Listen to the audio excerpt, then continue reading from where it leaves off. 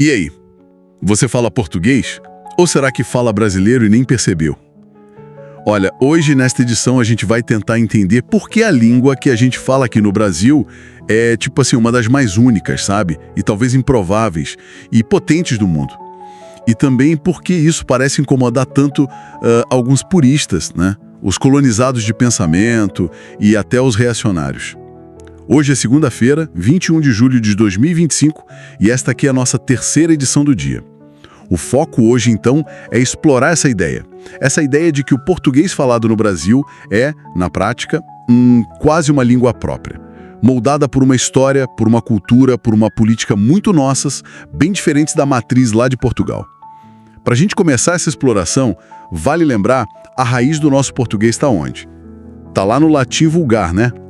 Exato. Aquele latim falado pelo povão mesmo, lá no Império Romano. Que já era diferente do latim clássico, mais flexível talvez, mais vivo. Isso, muito mais dinâmico.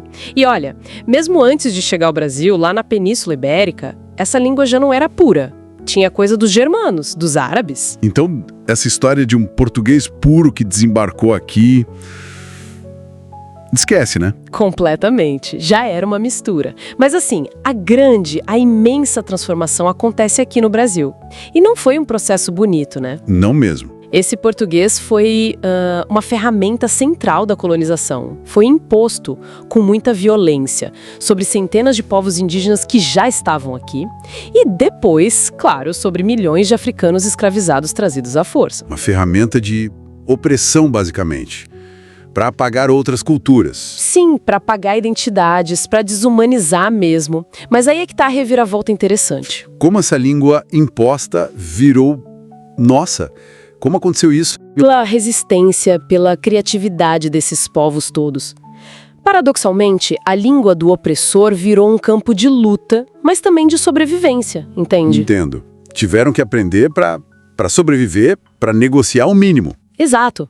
Mas não foram só receptores passivos de jeito nenhum. Indígenas e africanos deixaram marcas muito, muito profundas nesse português. Eles subverteram regras, adaptaram sons, criaram palavras, deram outros significados. E parece que a influência africana foi especialmente forte, né? Não só em palavras soltas que a gente usa, tipo, sei lá, cachimbo, moleque. Ah, muito mais que isso. O linguista Caetano Galindo, por exemplo, ele bate muito nessa tecla. O que ele diz exatamente? Ele argumenta que a influência dos povos banto, que vieram em números gigantescos para cá, afetou a própria estrutura sonora da língua. A melodia, o ritmo, sabe? A prosódia. A musicalidade da nossa fala. Exatamente. Aquela entonação que a gente reconhece como brasileira. E, segundo ele, tem raízes profundas nessa presença africana massiva. É como se a gente tivesse pego a língua imposta e devolvido ela, transformada. Nossa, que potente isso. Uma língua que nasce do trauma, mas também dessa criatividade, dessa insubmissão. É por aí. Nasceu da dor, mas também dessa capacidade incrível de recriar cultura, mesmo nas piores condições. E o curioso é que, apesar dessa mistura toda indígena, africana, depois os imigrantes europeus, asiáticos, e num país desse tamanho... Gigantesco, né? A gente tem uma coesão linguística impressionante. O Galindo usa aquela metáfora da Luzia, né? Isso. Uma pessoa que viaja do Oiapoque ao Chuí e, falando português, consegue se fazer entender. Isso é muito raro se a gente pensar na Europa, por exemplo. Lá são territórios bem menores, com línguas totalmente diferentes convivendo. Pois é. Aqui, apesar de toda a diversidade interna, essa língua portuguesa retrabalhada virou um elo nacional. E que diversidade interna, hein? Os sotaques, as gírias de cada canto, as expressões, é um mosaico lindo. Lindo, mas nem sempre valorizado, né? Aí que entra a questão do preconceito linguístico. Ah, sim. Aquela ideia de que existe um jeito certo de falar português. Exatamente. E esse certo quase sempre é o quê? É a norma culta do Sudeste, né? Das elites urbanas. Falar diferente disso vira motivo para quê? Para piada, para desqualificação. Para exclusão social mesmo. Para exclusão. É o que estão chamando cada vez mais de racismo linguístico, porque essa discriminação muitas vezes está ligada diretamente à raça, à região da pessoa. Penaliza quem? O pessoal da periferia, do norte, do nordeste, falantes negros, indígenas. Tem até aquela frase que resume bem essa lógica cruel, né? A elite até aceita que a gente fale. Desde que seja com vergonha do que a gente fala. É isso. Uma pressão para a pessoa negar a própria voz, a própria origem. Terrível. Muito. Por isso é fundamental a gente reconhecer a legitimidade de todas as formas de falar português no Brasil. Entender que a norma culta é uma das gramáticas, não a única, nem a superior. Não é para jogar fora a norma culta, mas para combater essa hierarquia que diz que o jeito de falar do outro é errado, é feio, é inferior. É entender que a força da nossa língua está justamente nessa diversidade toda, que é fruto dessa história tão complexa. entender essa mistura de imposição e resistência, de dor e criatividade. É o caminho para valorizar a língua que a gente realmente fala todo dia, né? Talvez o erro seja querer encaixar essa riqueza toda numa caixinha só. Bom, a gente precisa fazer uma pausa rápida agora. Vamos para um breve intervalo, 1 minutinho e a gente já volta.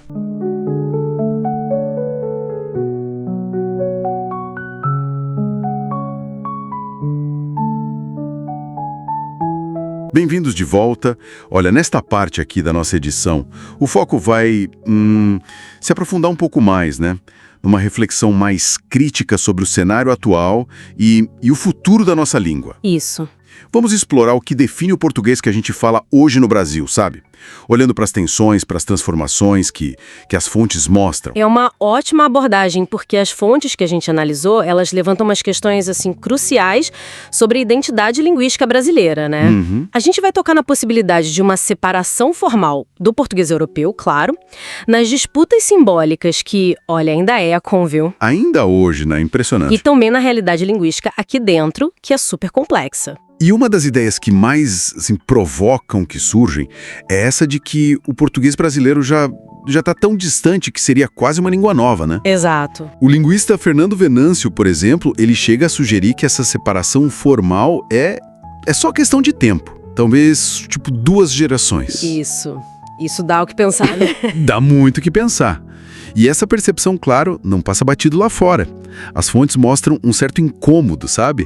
Na imprensa portuguesa com o que eles chamam de brasilianização. Ah, essa palavra. Pois é. Isso mostra que aquela disputa simbólica antiga, né? Metrópole, ex-colônia, tá longe de acabar. Porque não dá para negar que o Brasil hoje é o centro, né? O motor da língua portuguesa. Seja em número de falantes, seja em produção cultural. Fato. Isso mexe com as estruturas antigas, sabe? Interessante essa tensão externa, mas pensando aqui pra dentro, né? Mesmo com esse protagonismo todo que a gente tem, parece que falta uma política linguística que realmente abrace a nossa diversidade imensa aqui. As fontes apontam para isso, certo? Apontam e com força. Sabe, essa pouca valorização institucional das línguas indígenas, das línguas de imigração, da Libras, até mesmo das variantes populares do português, né? Tudo isso reflete uma mentalidade que ainda carrega uns traços coloniais, assim. É verdade. Mas, por outro lado, e as fontes também mostram isso, tá crescendo uma consciência que busca justamente romper com esses modelos importados. A tal perspectiva decolonial. Exatamente.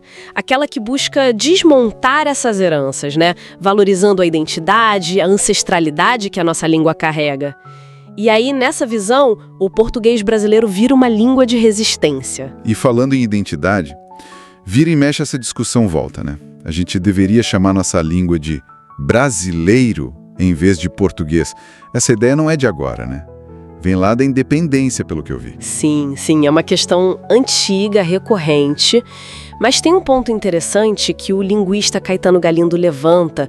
Talvez o nome seja menos importante do que as práticas de reconhecimento, de valorização. Como assim? Ele usa até uma ironia, compara o nome a uma roupa, sabe? Questionando se existe uma essência fixa para a língua. No fundo, é um debate político, né? Sobre autonomia, sobre como a gente se define. Entendi.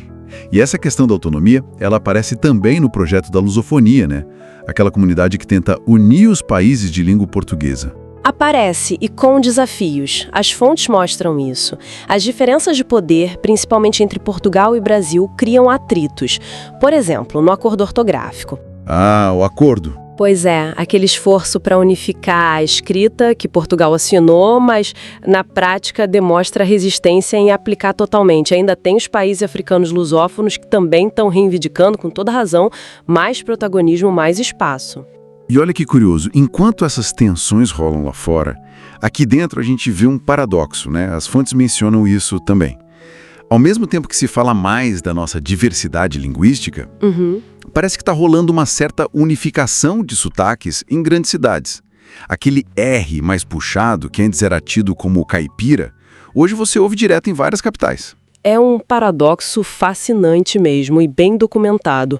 A mobilidade das pessoas, né, a migração interna, a influência da mídia, principalmente a nacional, tudo isso pode sim estimular uma certa convergência fonética informal nesses centros urbanos. Certo. Tem reportagens recentes mostrando essa difusão de traços que antes eram bem regionais. Agora, o ponto crucial é entender que essa padronização espontânea, que muitas vezes está ligada a um certo prestígio, né, de sotaques de regiões economicamente mais fortes, ela não apaga as variantes locais. Ah, claro. Essas variantes continuam sendo fundamentais para a identidade cultural em todo o país. E pensando no futuro, né, o futuro da língua aqui no Brasil parece que depende justamente de como a gente vai lidar com essa complexidade toda.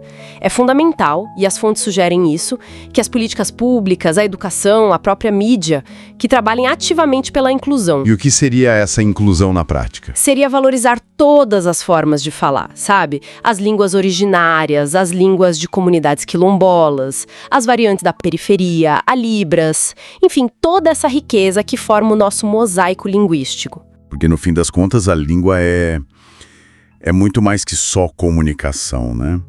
Ela organiza o nosso mundo, ela distribui poder, ela define quem tem voz, quem é ouvido, quem é silenciado. Exatamente. Reconhecer as especificidades, a riqueza do português brasileiro com toda essa diversidade, é parte de reconhecer o próprio Brasil, né? Perfeito. No fim das contas, fica a reflexão.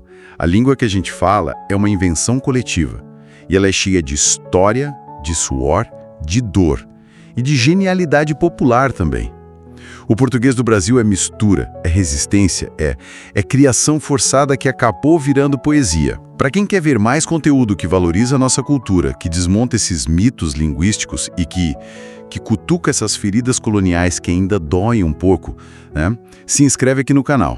A nossa língua tem muito a dizer e a gente está aqui para escutar. Os links para as fontes que serviram de base para a gente criar esta edição e também o acesso a outros artigos, eles estão todos na descrição, tá? E lembrando que o podcast vai ao ar de segunda a sexta, às 7h, meio-dia, 17 horas e aos sábados ao meio-dia. Um abraço e até a próxima.